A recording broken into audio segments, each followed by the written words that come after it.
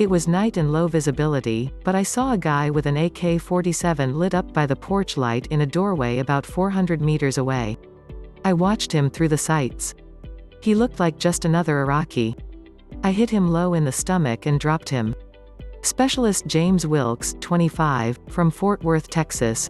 Concealment is key to becoming a great sniper, highly trained marksman who can shoot accurately from incredible distances with specialized training in high-precision rifles. In addition, they are trained in camouflage, fieldcraft, infiltration, reconnaissance, and observation, making them perhaps the most feared military presence in a war. Below is my list of top 10 snipers in history and some of the greatest shots ever fired. 10. Thomas Plunkett died in 1851. Rifleman Plunkett was an Irish soldier in the British 95th Rifles. What makes him one of the greats is that he shot a very impressive French general, Auguste Marie-François Colbert. During the battle at Cacabelos during Monroe's retreat in 1809, Plunkett, using a Baker rifle, shot the French general at a range of about 600 meters. Given the incredible inaccuracy of rifles in the early 19th century, this was either a very impressive feat or one hell of a fluke. Well, Plunkett, not wanting his army buddies to think he was a bit lucky, decided to take the shot again before returning to his line. So, he reloaded his gun and aimed once again, this time at the trumpet major who had come to the general's aid. When this shot also hit its intended target, proving that Plunkett is just one badass marksman, he looked back to his line to see the impressed faces of the others in the 95th Rifles. Just for comparison, the British soldiers were all armed with Brown Bess muskets, and trained to shoot into a body of men at 50 meters. Plunkett did 12 times that distance. Twice. 9. Charles Chuck Mawhinney 1949–8 Mawhinney 625 x 450,103 confirmed kills. Mawhinney was an avid hunter as a kid and joined the Marines in 1967. He served in the U.S. Marine Corps during Vietnam and holds the record for the number of confirmed kills for Marine snipers, bypassing that of legendary Marine sniper Carlos Hathcock. In just 16 months, he killed 103 enemies, and another 216 kills were listed as probable by the military, only because it was too risky at the time to search the bodies for documents. When he left the Marines, he told no one his role during the conflict, and only a few fellow Marines knew of his assignments. It was nearly 20 years before somebody wrote a book detailing his amazing skills as a sniper. Mawhinney came out of anonymity because of this and became a lecturer in sniper schools. He was once quoted as saying, "It was the ultimate hunting trip. A man hunting another man who was hunting me. Don't talk to me about hunting lions or elephants, they don't fight back with rifles and scopes. I just loved it. I ate it up." A routinely deadly shot from distances between 300 to 800 yards, Mawhinney had confirmed kills of over 1,000 yards, making him one of the greatest snipers of the Vietnam War. 8. Chris Kyle April 8, 1974 to February 2, 2013 150 confirmed kills. A Navy SEAL sniper born in Texas, Chris Kyle is probably the best-known person on this list because of his 2012 autobiography, American Sniper, and the subsequent 2015 film of the same title directed by Clint Eastwood, in which Kyle was played by Bradley Cooper, and because of the tragic circumstances of his death. The exact number of confirmed kills he made in Iraq has been debated, but it stands somewhere around 150. He estimates having made another 100 unconfirmed kills. He took the title for highest number of kills by an American sniper from Waldron, see below. He was awarded the Silver Star, 4 Bronze Stars with V devices, a Navy and Marine Corps Achievement Medal, and many unit and personal awards. Like Hathcock, the enemy had a nickname for Kyle. They called him Al-Shaitan Ramadi, which means the Devil of Ramadi. They placed a bounty on his head that kept increasing until it reached $80,000. Among the U.S. military, including the Marines he was tasked with protecting, he became known simply as the Legend. The nickname started among Kyle's fellow SEALs after he took a sabbatical to train snipers in Fallujah and famously took a 2,100-yard shot that killed an insurgent sniper aiming at U.S. military personnel outside Sadr City in 2008. Kyle said it was a straight-up luck shot. After 4 tours of duty in Iraq, he'd been shot twice and survived 6 separate IED attacks. He retired from the military in 2009. In 2013, Kyle was tragically murdered along with his friend, Chad Littlefield, at the Rough Creek Lodge shooting range near Chalk Mountain, Texas. The man who killed them, Eddie Ray Ruth, was a U.S. Marine with PTSD. He was sentenced to life in prison without parole for the murders. 7 Rob Furlong 1976 to 925,928. A former corporal of the Canadian Forces, Furlong holds the record for the longest confirmed sniper kill in history at 1.51 miles or 2,430 meters. That's the length of about 26 football fields. This amazing feat occurred in 2002 when he was involved in Operation Anaconda. His sniper team consisted of 2 corporals and 3 master corporals. When a 3-man Al-Qaeda weapons team moved into a mountainside position, he aimed. Furlong was armed with a .50 caliber Macmillan Brothers TAC-50 rifle and loaded with a Max very low drag bullets. He fired and missed. His second shot hit the enemy's knapsack on his back. He had already fired his third shot by the time the second hit, but now the enemy knew he was under attack. The airtime for each bullet was about 3 seconds due to the immense distance, enough time for an enemy to take cover. However, the dumbfounded militant realized what was happening just in time to take the third shot in the chest. 6 Vasily Zaitsev, March 23, 1915 to December 15, 19,916. Zaitsev 625x 450,242 confirmed kills. Zaitsev is also a well-known sniper, thanks to the movie Enemy at the Gates. It is a great film, and I wish I could say it was all true. However, the truth only goes as far as the Battle of Stalingrad. There was no Nazi counter-sniper specialist in real life. Well, not to the extent laid out like in the film. Here's the truth. Zaitsev was born in Yeleninskoye and grew up in the Ural Mountains. His surname means hare. Before Stalingrad, he served as a clerk in the Soviet Navy. But after reading about the conflict in the city, he volunteered for the front line. He served in the 1047th Rifle Regiment. Zaitsev ran a sniper school in the Matisse factory. The cadets he trained were called Zaychata, meaning leverets, baby hares. This was the start of the sniper movement in the 62nd Army. It is estimated that the snipers he trained killed more than 3,000 enemy soldiers.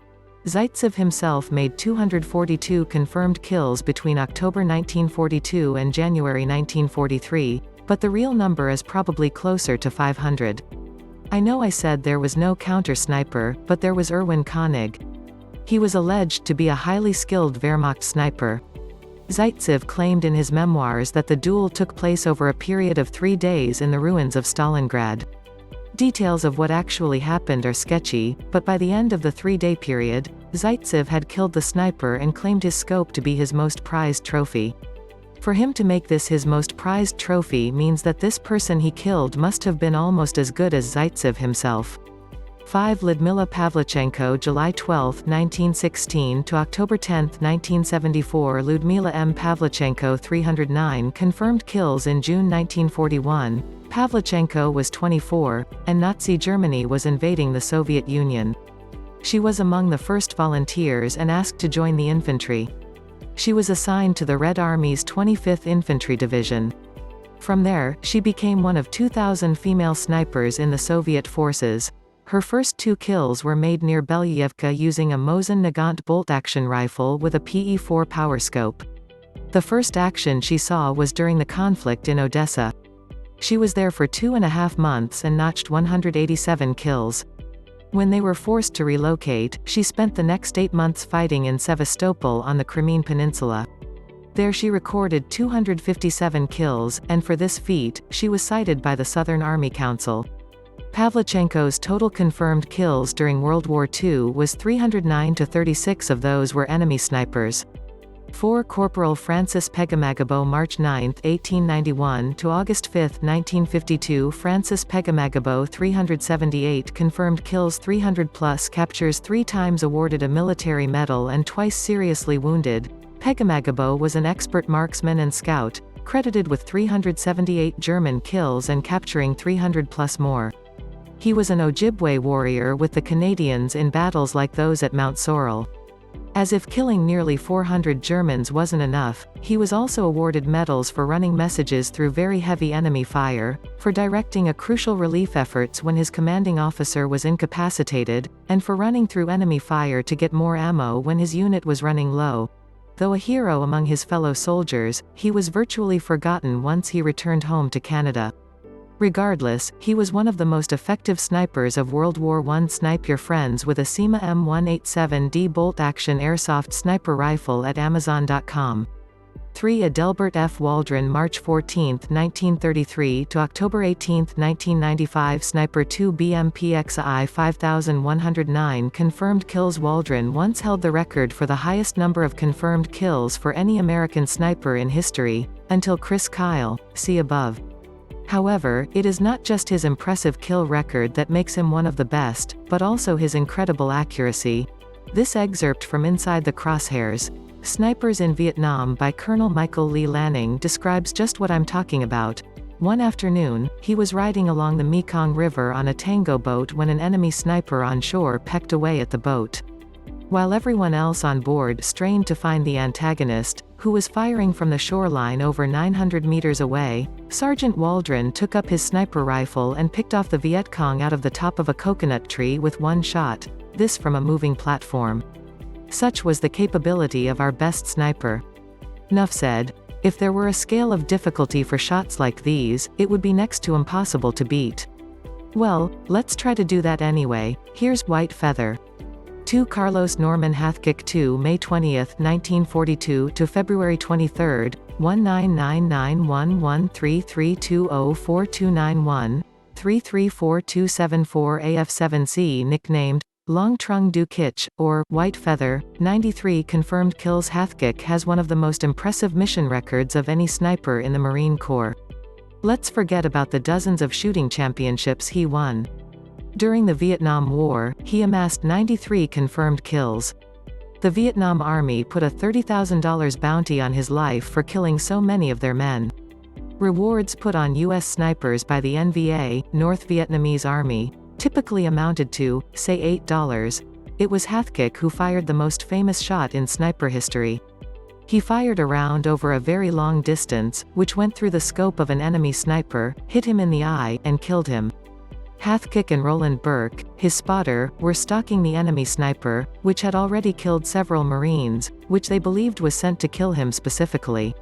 When Hathcock saw a flash of light reflecting off the enemy's scope, he fired at it in a split second, pulling off one of the most precise shots in history. Hathcock reasoned that the only way this was possible would have been if both snipers were aiming at each other's scopes simultaneously, and he fired first.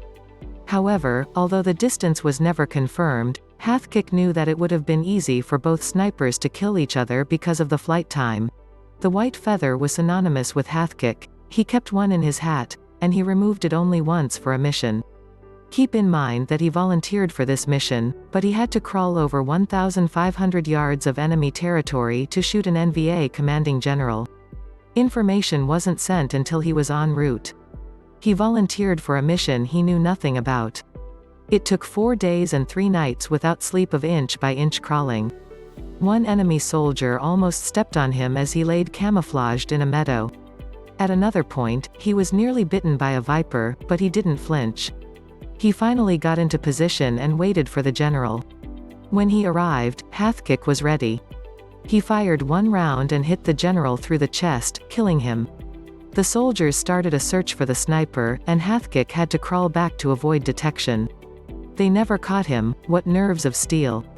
1 Simo Heha December 17, 1905 to April 1, 2002. Simo Heha S 585X360-11707 nicknamed The White Death, 705 confirmed kills, 505 with a rifle, 200 with a submachine gun. Heha was a Finnish soldier who, using an iron-sighted bolt-action rifle, amassed the highest recorded confirmed kills as a sniper in any war, ever.